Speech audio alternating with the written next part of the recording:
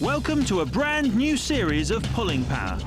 Over the coming weeks, we'll be bringing you news and road tests of all the hottest new cars about to hit the showrooms. We've got the first full road test of Volvo's new four-wheel drive people carrier and the first glimpse of Porsche's new off-roader, the Cayenne. We'll be building cars and racing cars and finding out where you can get the cheapest deals. Plus, we'll be introducing top performance driving instructor Kevin Haggerty. We'll be discovering some of the pleasures and pitfalls of owning a budget hot hatch. Whoa, no steering control. What are we going to do? We've got nothing. Can we keep it? Forget it.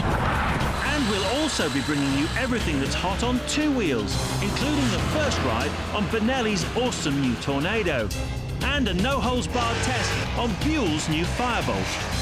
That's all to come. But this week, we've got the inside story on Darren Manning's amazing drive in America's answer to Formula One, as well as the ultimate mobile home for the dedicated car nut.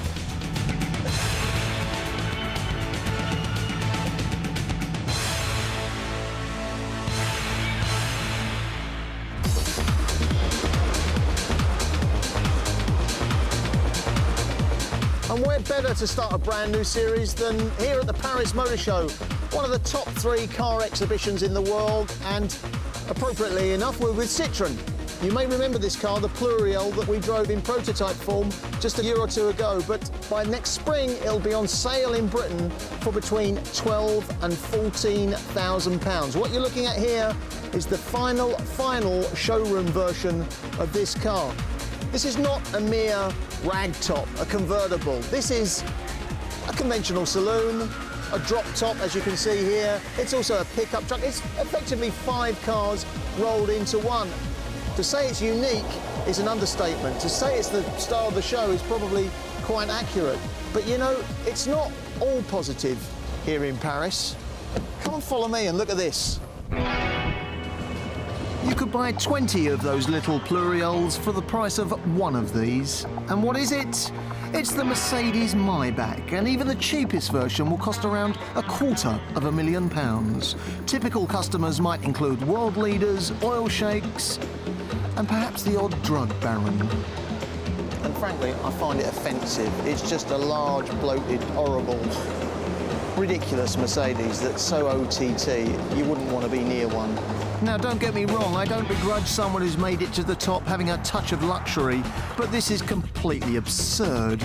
Mercedes have spent countless millions developing it and a small fortune courting wealthy clients. So it beggars belief that they can't or they won't find the cash to bring this car to the British Motor Show later this month. But that at least means the limelight will instead fall on a luxury, world-class, tasteful car that really does deserve the public's attention. And what's more, it's built in Britain. Crewe, to be precise. Well, the scrum at the Paris Motor Show was here on the Bentley stand at precisely 2:15 p.m. It was the world unveiling of this car. This is, if you like, Bentley's first, for a while at least, cheap car. Inexpensive is maybe the word they prefer. Still costs you 110 grand though, 180 miles an hour, goes on sale exactly a year from now. The Continental GT has been born, as its name suggests, to cross continents. And thanks to permanent four-wheel drive, it can do it in almost any weather. The 6-litre twin-turbocharged engine offers supercar performance, and with its air suspension, you should finish your journey stirred rather than shaken. But you could save yourself 75 grand and still own a luxury British car. I'm not going to say too much about Jag's new XJ because in a couple of weeks' time, Pulling Power is going to be bringing you a special in-depth report on this new motor. But I will say that underneath those familiar lines is £1 billion worth of car waiting to get out. If you want to see more exciting stuff like this from the Paris Motor Show, then later in the programme we'll be checking out the ultimate new supercar from Ferrari, plus a new fridge-like mud plugger from, of all people, Porsche.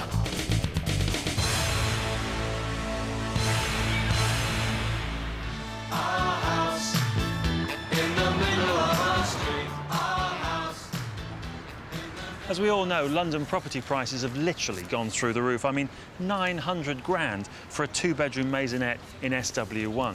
But If you're a petrol head who also wants to live in an exclusive London address, then Pulling Power has just the thing for you. We're talking about a beautiful home built to your own specifications with handmade furniture and a view of Tower Bridge. And if you get bored of the view, you don't have to worry about estate agents and stamp duty. You just get in the driver's seat and drive. The price of all this mobile luxury from around £200,000, and the fee for overnight parking less than the cost of a youth hostel bed. How many points for Grandad on his bike? For a set of wheels this size, you need an HGV licence. But the good news is, you no longer need to be a macho beer-bellied fag smoker to get one. Oh, nicely done. Takes practice, Jake. The camel through the eye of the needle, driving one of these things around London. Was that pun intended? Eye of a needle. Presumably driving one of these things around would be even more appealing to a woman lorry driver than a big, heavy yes. truck. Yeah. It's lighter, it's easier, the gearbox is easier. And if you have to stop overnight, it's rather than having to sleep in one of those horrible, uncomfortable bunks, you've got all the creature comforts. It's lovely. Oh, yeah. I wouldn't want to get up for work in the morning.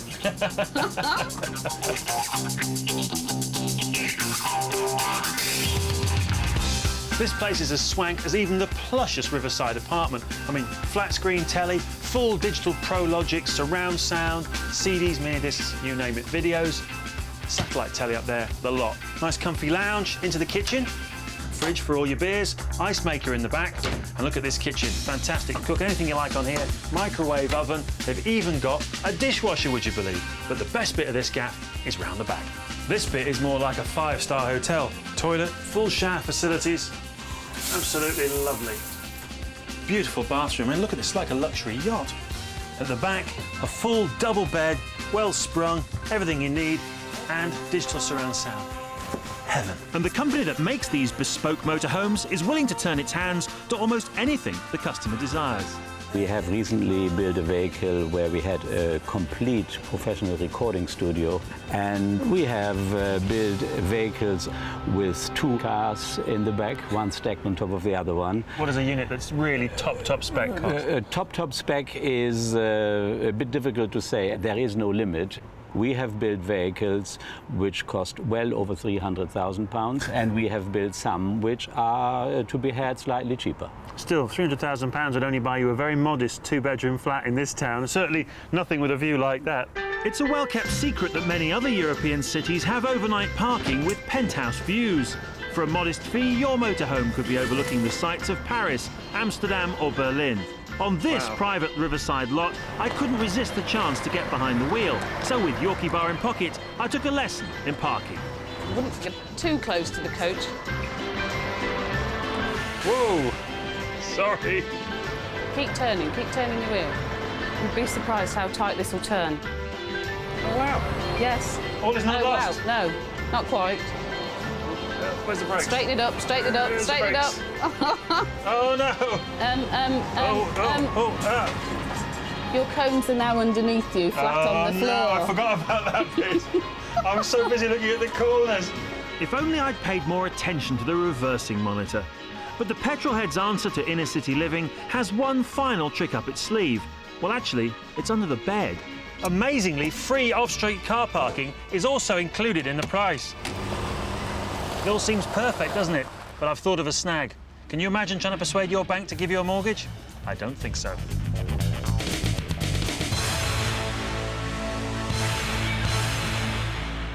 Now, over the years, there's been some debate, particularly with our friends on the other side of the pond, to which form of motor racing is most exciting. F1? Champ car? Well, when I'm not doing this, I do spend a lot of my time testing Formula 1 cars, so you can probably tell where my allegiances lie. But I've got to admit that since the opening of Britain's first oval circuit at Rockingham in the Midlands, interest in America's famous race series could be about to take off. Team St George has been created from scratch to run as a special guest team in the British leg of the American race series. So Pulling Power have sent me down to Brooklands in Surrey to cover the launch. It should be a doddle, because guess who the driver is? Yes, it's me. and we've got just 7 days to prepare for the biggest race of my life. Even though I've got a lot of racing experience, this isn't the kind of series where you can just pop your helmet on and have a go. And before they let me loose on the grid, I've got to pass a rookie test. Basically, this involves completing 100 miles in a car around this Rockingham Oval. It's also the first and only chance I'm going to get to experience driving at 200 plus miles per hour before the race weekend. A mistake here and my kart career is over before it's even started. In the speed stakes, kart has got Formula 1 licked. So there you go, rookie test out of the way, done and dusted, passed perfectly. And Champ Car qualifying day now, all I've got is 2 laps, that's 50 seconds in total, to set my fastest time I can possibly do to move myself up through that grid. Now a driver is only as good as his team. I've got great confidence in them, but how do they feel about me? He's got a massive learning curve. It's vertical. He's had 2 days tested in the car, which probably equates to about no more than 4 hours running it in the car. And he's racing against guys out here this weekend that have probably got 10 years experience in oval racing. I mean, it's just massive. But I'm still determined to show them what I can do.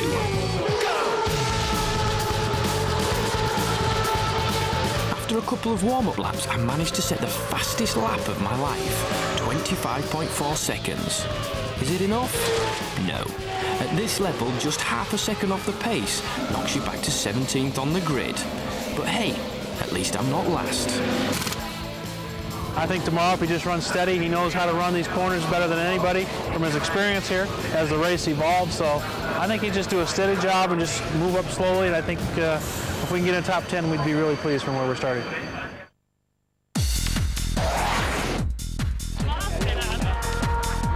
Race day. This is the first chance for most people to see a Champ Car in action, and I'm out early to get some desperately needed practice. Well, this morning in morning warm-up, we're just basically running race strategy full of fuel, so the car's so heavy. Race pace is a lot slower. We stopped a little bit early, but we were on a lot older tyres than everybody else, and we're really close to the guys around us, so fingers crossed should look good for the race. But there's a problem. The car's developed a fault, and it's now a race against time to get it fixed before the race.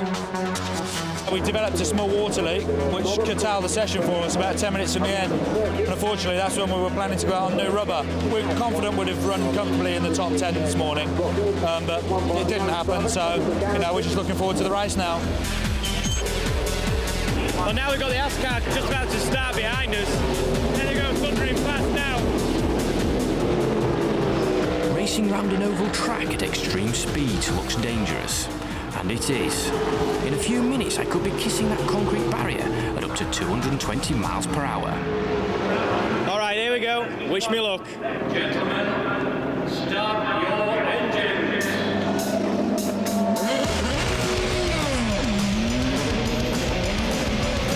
We are racing again at Rockingham.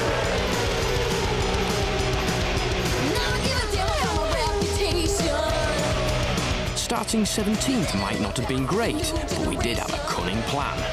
Kart rules for this race meant that everyone had to pit at least 4 times. Our strategy was that if there was an early incident on the track and a pace car came out, then we'd pit. We're under caution again. There is another yellow, another full course caution. We'd lose a couple of places, but we'd get it back tenfold later in the race. This is the second round of stops. It worked like a dream. Darren Manning, in his kart debut, leads this race. For 4 laps, I led the field until I too had to pit. But could this gamble work again? Well, as long as the car held together, we were in with a chance. We're under yellow again for the 4th time. Oh, wow. This is fabulous news for Darren Manning. Everything was going to plan. I took the lead for a second time and a place in the record books. No rookie had ever led twice on his debut race. This is looking back from Dario Franchitti, from one grip to another, and Manning enters pit lane. But then, disaster struck. I felt the car fall onto its belly. The crew made frantic efforts to get me back out, but it was too late. We'd lost at least 10 vital seconds. finishes in the top 10 in 9th and on the lead lap.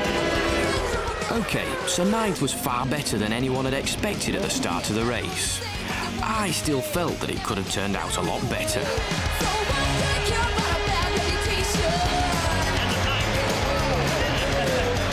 But everyone else was over the moon. So there you go. 2 biggest fans, Mum and Pops, come to see me off. What a fantastic day. Cars all packed up, ready to get back on his plane back to America. What more could I ask for? What a brilliant day. Leading laps, top 10 finish from where we started. I'm going back to Northampton to get a beer.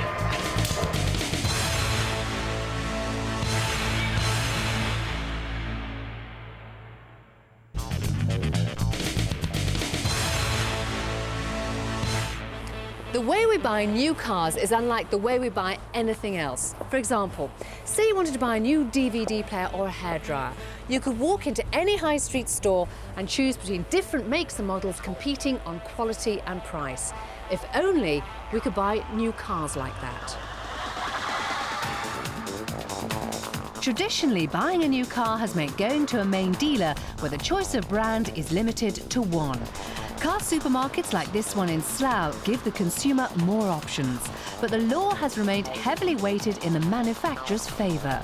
As of the beginning of this month, however, things should have changed for the better. For years, European legislation known as block exemption has protected car manufacturers from competition laws on free and fair trade. It allowed them to sell their cars exclusively through franchise dealerships and to dictate to them where those dealerships were located. The aim? To keep competition down and prices up.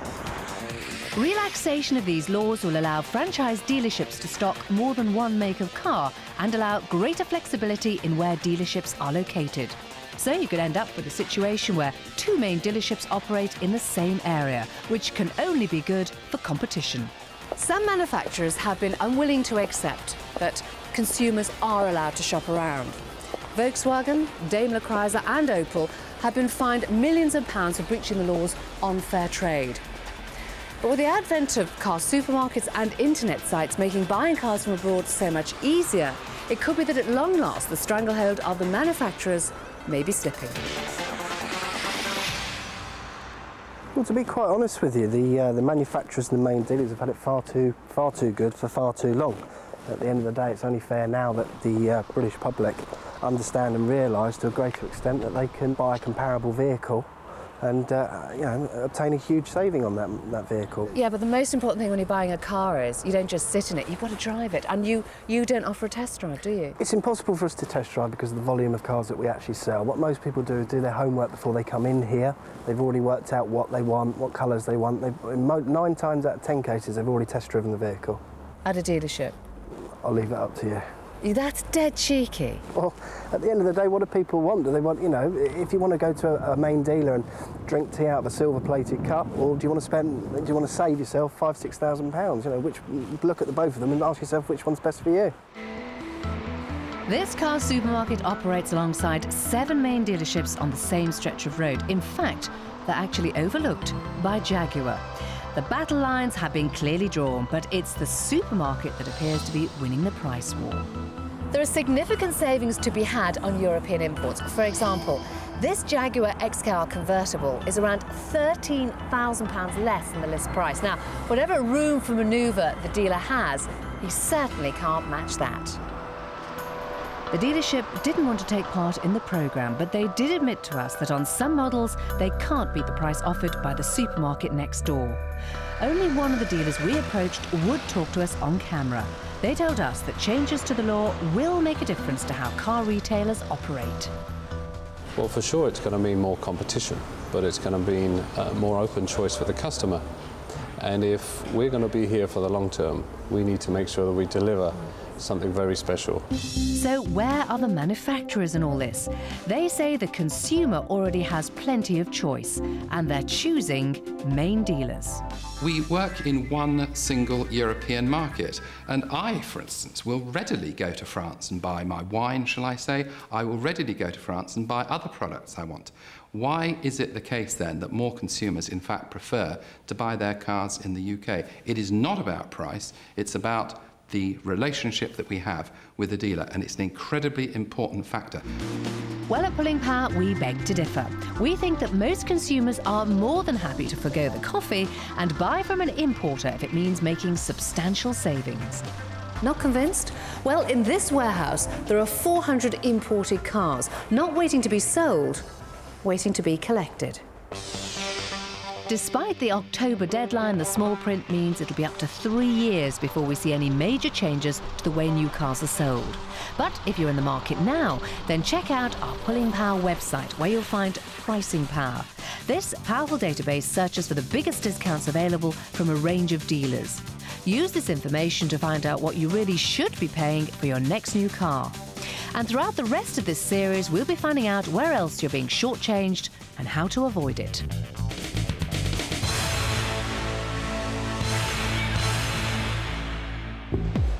If price is your main consideration, our next Paris show star definitely won't be top of your shopping list. Multimillionaires only need apply. It's quite fitting, really, that in Ferrari's most successful year in Formula One, the company has also unveiled this, the Enzo. It's a street-legal version of Michael Schumacher's F1 car, effectively. 200 miles an hour and then some. Probably the world's most desirable car. And the car that had some doubt about whether it would be appearing at the British International Motor Show in Birmingham. I'm pleased to say it will be there. You might not be able to get quite as close as this, but you will see it in the flesh come October in Brum. As you will this. Honda's Accord doesn't have the glamour of the Enzo, but this all-new model will give certain luxury German cars a hell of a fright. You've really got to see this one in the flesh. It's larger, sportier. I think I'll take a rest. I've been walking around a lot today. And more expensive than the model it replaces, but there's another significant change to this car because it will not be built in Swindon.